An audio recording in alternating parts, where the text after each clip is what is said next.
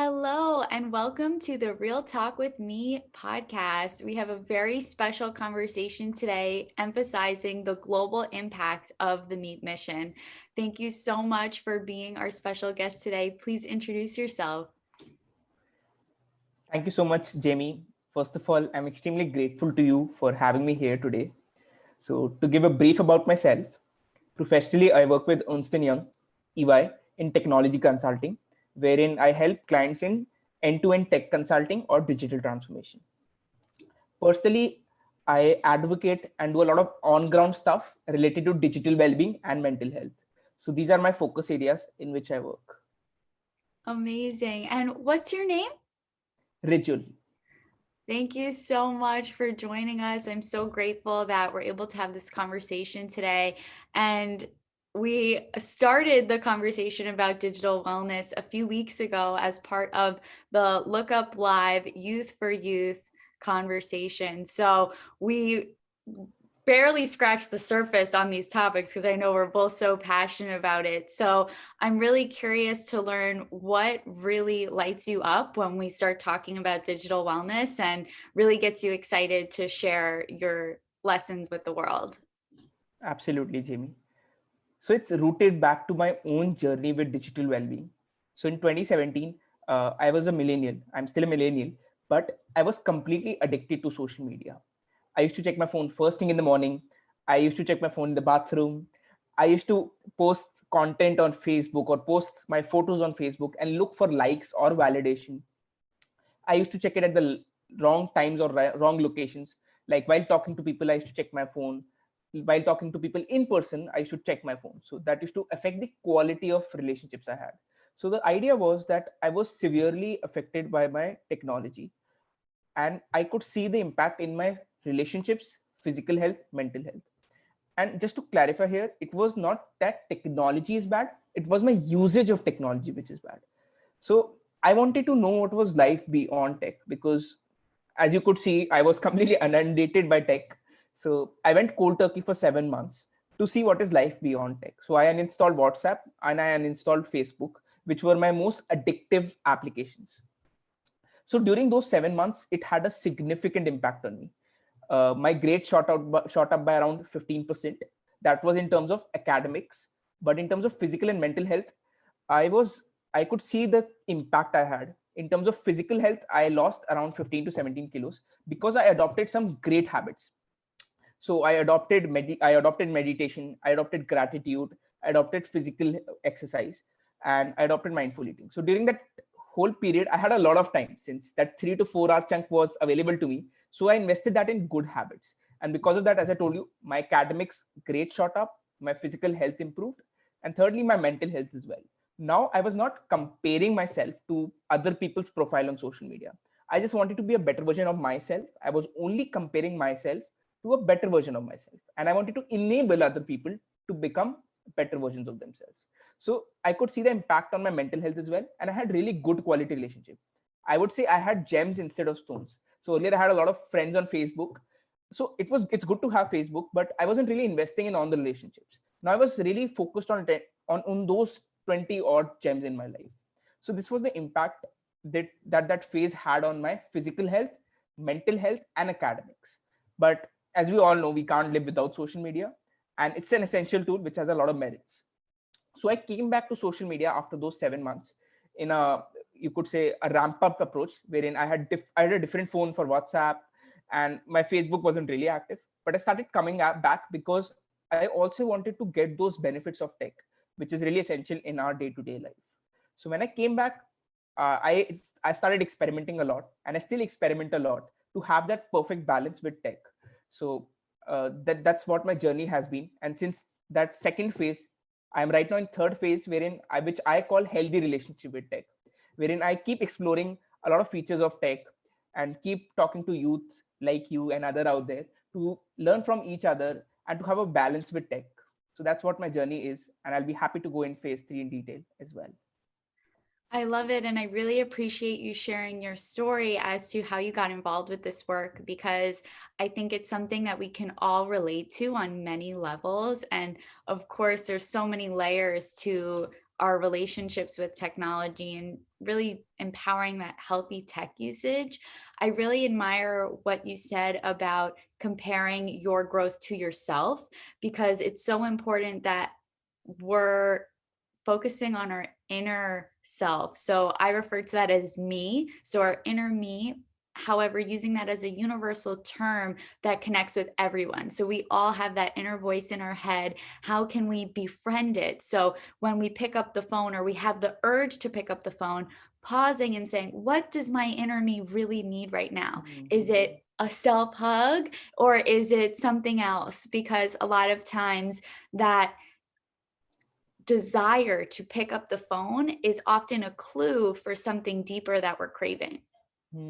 Absolutely. If you don't know how to love yourself, how can you love others? So I think that self-love, that self-hug concept is absolutely great. Absolutely. So that's so amazing. And I also am curious if you could clarify a little bit about what you mean when you use the term diamonds when referring to your Facebook relationships. Correct. So first, I would say that this journey wasn't easy. To be honest, there were a lot of challenges which I'll deep delve Absolutely. into. So coming to the question that you had asked, so when I was on Facebook, I had a lot of friends from schools, colleges, and a lot of unknown people. So my energy was invested, was very scattered to all those people. I wasn't really putting a lot of effort in my real relationships. So that's what I mean, that I had a lot of stones. I could have turned them into gems as well through Facebook as well, but I wasn't using that tool well.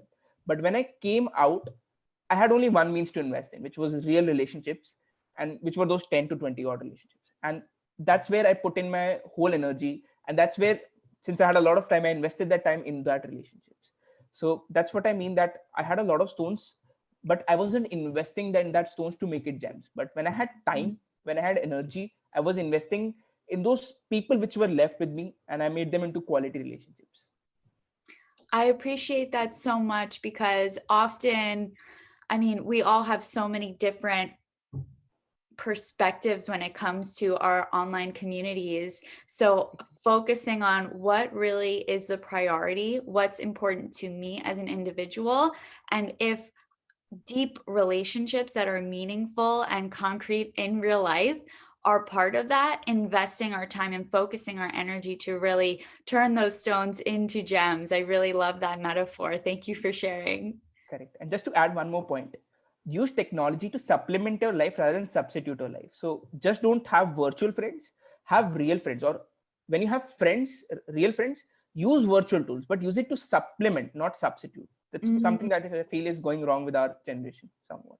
that's a very important distinction. I appreciate you highlighting that because a lot of times, especially now being so virtual, some of us are in full quarantine. We haven't had the luxury of connecting in real life. So we try to substitute and it really doesn't replace. However, when we supplement, it does enhance. So when we do connect with someone in person, or for example, we connected on the virtual event and then we kept it going. So I think things like that are important distinctions to keep in mind so we can really use technology with intentionality. Bang on. Yes. So, what are some of those healthy tech tips that really keep you grounded in this practice? Because I know from my personal experience, it's very easy to, check the boxes. And then as soon as one thing happens, you're like, oh, I don't know if I could do this anymore. Absolutely. That's something that I can totally resonate with. So how I define my relationship with tech is divided into three pillars. So first pillar is healthy consumption. Mm, So the idea is that tech is very similar to food, as we all know, that the kind of food that you eat, the vitamins, carbohydrates, shapes you up as a person. Similarly, the kind of tech that you consume shapes you up as a person, the amount and the time that you spend. So now I use content that helps me grow. To give an example, I consume a lot of self-help content. Like I listen to books using Audible. I listen to podcasts like our podcast or similar podcasts. Or I just watch self-help videos. Like there are people I follow like Simon Sinek, Jay Shetty. So people which help me grow. And it's very personalized. It depends on people to people. But the idea is to use tech to grow yourself. So that's the key idea. But again, it's important to take some form of entertainment as well. We all need that dose of entertainment too. So that's first pillar of healthy consumption, wherein you use technology or these tools to grow yourself as a person. Second pillar, which I divide and I call, is healthy production. So the idea is, as you said, there are a lot of great communities out there, and we've also met because of that community. So the idea is to be use tech to grow, use tech to make an impact on the community out there, use tech to put out content out there. So most of us are passive consumers online, but we can reach out to so many people using these tech. So for just an example, my LinkedIn post reaches out to thousands of people, and for an influencer, it could be millions of people. So the idea is that we can't even imagine meeting these kind of people in person, but with one post we can reach out to so many people. So that's the power that tech gives us. So I think that is something that's really important here. But again, it's important to put out healthy content. Like if you're forwarding fake news, that's probably not good use of it. So it's very important to have that distinction between healthy and unhealthy production and consumption. And third pillar is something which I call is moderation of screen time. So this is something that a lot of us can relate to, especially during these COVID times when most of us are online and we're spending too much time online. So the idea is to have that moderate use of screen time. And under this, I adopt a plethora of steps. So one is I try to make use of offline tech instead of online tech wherever possible. So for example, I have this old fashioned alarm clock with me with which I sleep, and I have this old fashioned landline as well. So I believe that nighttime is something that's precious to you as a person, and that location has kind of some kind of energy which you should not keep for tech. So during that time, I unplug from tech and I use these old fashioned tech whenever required. And I've been doing it for more than a year, and this has transformed my sleep quality, to be honest. So this really helps a lot. So that is in terms of moderation of screen time. I have a plethora of other steps as well. For example, using tech to manage tech. There are a lot of Google Chrome extensions out there, like Timeout, like To Do Book, which asks about your intentionality. Like when you open your social media feed, it asks you what you want to do before you actually go to your feed. So there are plethora of these extensions out there which helps. And there's something called Google Digital Wellbeing. There are applications by Apple as well. So I use tech to manage tech. And these are things that has really helped me curate my tech instead of the tech curating me. So that helps me have a lot of control over my tech, and I do some form of daily digital detoxing as well. So this is something I do in very brief terms, but these are tips which has really helped me have a very significant impact in my life. I appreciate the breakdown of the 3 pillars because it's helpful to break it down into these different usages. And thank you for sharing these concrete tips because I know digital wellness is a very umbrella term. So breaking it down into what can we actually do is a great help. And I really appreciate the intentionality behind when we are posting because, for example, you can't reach all those people by in real life at this moment. So when we do post, having this intention from a place of love that we're sharing valuable content, our voice matters, we belong, and we know that us speaking our truth will empower other peoples to speak theirs. So that's so beautiful. And I love that we can use tech to enhance itself, which is like a little bit like, why doesn't it come automatically that way? However, I'm hopeful that in our lifetime, the tech will come in a way that is built to support our lifestyles and instead of distracting us, really empower us to come back into the moment. And things like the voice control or really curating our schedule to be like, okay, it's time to take a walk. I was just setting up Intention. Google Home and they had all of these features of, time to drink water, time to take a walk, time to do this. So I think it's great that those features are starting to be incorporated. However, it's our responsibility to plug them into our routine and actually get up and breathe or take a walk, have some water, and really get back to our natural flow of being human. Absolutely. That's very well said. And I totally resonate and agree with what you say.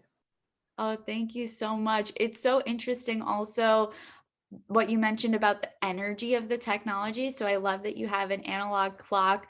I've been challenging myself to wake up without the alarm, which is crazy. But those nights when I do remove technology from my room, it feels like energetically freeing, which is so cool. And a personal practice of mine before I opened the computer for our chat today, I smudged with some Palo Santo and like little things like this to really infuse intentionality because yes, it's energetically like power on my laptop screen, but there's so much more energy that's here. And another small practice that I incorporate is these earrings are EMF harmonizers. So it's little things that really can help us stay grounded because with 5G and all this stuff coming out, it's like, how do we equip Internet. ourselves with the tools to stay safe and grounded? That's really inspiring, and that's good to, especially that anti-EMF the earrings. That's pretty good. Yes, they have all sorts of things too if you don't have earring piercings. Like this is a necklace that I just keep in my pocket, which is cool. So they make all sorts of things now. It of course doesn't, block everything, but it is just a little like reminder for myself to stay grounded and to know that we have the power, not just the computer. Exactly. I love And it. that I remember that quote which you had said in our panel discussion, that we need to remember to put out the light inside us instead of the light with our computers. So that was something. Yes. I love that. Just remember that. Oh, thank you so much. Yeah, it's so cool when we're having these conversations that are unedited, unfiltered, like the stream of consciousness that just comes through. It's indescribable. Absolutely. I love it. So, are there any other tips that have really transformed your personal routine that you'd like to share with the community? Correct. So, first of all, to everyone listening, I think it's important to evaluate your current relationship with tech. Mm. See whether it's distracting, what time is it distracting, what you're doing online. So, idea is to evaluate where you are and to reevaluate and see what you can change. So, I think it's important to first reevaluate your relationship with tech. And actually, when I went cold turkey, that's what that phase did actually. And I'm not telling you to go cold turkey, obviously, but actually be intentional and think about how tech is affecting your life and reevaluate your relationship with tech. That's one tip, obviously. Second is have some life beyond tech. So it could be as small as taking a walk in the garden, doing something in the nature, or it could know, or following some passions or hobbies. For example, I want to do skydiving someday, or I want to break a Guinness Book World Record. So go crazy as you want, or go very small as well. So idea is to have some form of life beyond tech. Take up some hobbies as well. I know it can be tough during COVID times, but actually list down and take those steps. For example, I played that old fashioned Monopoly board game during these times. So find some life beyond tech as well. So that's my second tip. And obviously, I've given a lot of other tips as well previously. And the last I would say is recognize your intent, recognize your triggers and rewards. So a lot of us are curated by a tech, wherein a notification come and we go to our phone. So that's a trigger for you to open the phone. So identify those triggers which you have, like getting a notification on your phone or your phone beeping all the time. So identify those triggers and reduce them or remove them. That's what I would say. And identify rewards as well. So a lot of us get a lot of rewards when we go online. So try to have some natural forms of dopamine or reduce those online rewards and try to get those online rewards offline. So these are ways in which you could have that sweet balance with tech. And these are three tips which helps a lot. I love that so much. And I appreciate you speaking to the rewards because there is this visceral reaction that we have when we check our phone. So, what are other ways that we can implement rewards for the positive actions that we're doing offline? And I think that that's part of each of our individual personal practices of like what gets you really excited when you're doing something and you're like, yes, this is how I want to reward myself. So whether it's going outside and rewarding yourself with a snack or something like that. I think that's very cool. Some things that I've incorporated are just little treats for myself or just making something really feel special. And that's unique to each of our inner me's. So, Exactly. whatever really lights you up, bringing that into your practice and rewarding yourself for putting things away. I know with the screen time, like trying to digital detox. I've personally had a really hard time with that, especially because, if I have my ergonomic setup, last night I was so extra. It was like Friday night, I'm treating myself to technology. That was like my treat. So I had a timer on. I had a a mineral lamp that has a timer. So the timer was supposed to indicate when I would get off the computer, and I had my ergonomic setup, the Bluetooth keyboard, and then my cousin had a foot massager. So I'm like, let me put the foot massager under the desk. And I was like, yes, this is the best way to use my computer. And then even after the timer went off, I was staying on the computer because I just felt inundated. And my cousin comes over to me. She's like, Jamie, like, do you need to be on the computer right now? Like, your eyes look a little bit like tired from staring at the blue light. And I was like, you know what? Like the timer went off and I don't need to be on the computer right now. But it was really helpful to have that external reminder of Hmm. somebody else because although we're building that internal muscle with our inner me, strengthening, whatever those relationships are, it is helpful to have, an accountability buddy or a family member to help us come back to the moment because sometimes it's really hard to Really see hard, it ourselves. especially when you're having a bad day, because your internal triggers and willpower go down. And I feel for any habit specifically, accountability really helps. For example, going to the gym, having someone accountable for that. And I think those same things fit in for having that balance with tech. But again, as you said, digital well-being is very personalized. There is no one fit all solution. We all need to know our balance, our relationship with tech. And because we all have different routines, different kind of timelines, different kind of lifestyle, so it's important to recognize our own habits. But the idea is to listen to a lot of people and experiment with them and see what works for you. Absolutely. And I'm also curious what your practice is around mindful eating that you mentioned previously. Hmm. So what happened during that phase was, since I didn't have to check my phone every 5-10 minutes, since I wasn't on social media. So when I was eating food, I was really mindful in that sense. Like I was just chewing a lot, and I could see all my senses being there in the food, like touch, eating, feeling. But before, I used to have a phone in one of my hands while eating food. So my five senses were not working, I would say. They were like split. But when I was having mindful eating, I could see that my senses were there, and that's why I was eating comparatively less. So Mm. that's what happened during that phase. But again, it was incorporated with a lot of other techniques as well. My weight loss was contributed to a lot of other habits as well. I love it. And I appreciate you speaking to what it's like eating without a cell phone being present because it's so easy to, whether it's the any screen, you're like eating at the same time, you're like, where did my food go? So being able to be And you fully want to eat more consciously because you're not aware. Yes, continue. absolutely. So what does conscious eating feel like for you and how do you create space to bring that into your practice? Correct. So I would say there's a energy and there's a location for everything. Like for example, if you're having a meal, have it with family probably, or have some form of time beyond tech. So it could be eating as well, like as I said. So there's a formula which I devised, which is called peaks. So professionally, use tech to supplement your life while eating, no tech. While academics, supplement your life with tech or supplement your cats with tech. But now since we're on online, we need to be using online means only. While getting to knowing people, K, you need to supplement tech or use tech minimally, or while sleeping, no tech obviously. So this is peaks method, helps you achieve peaks in life.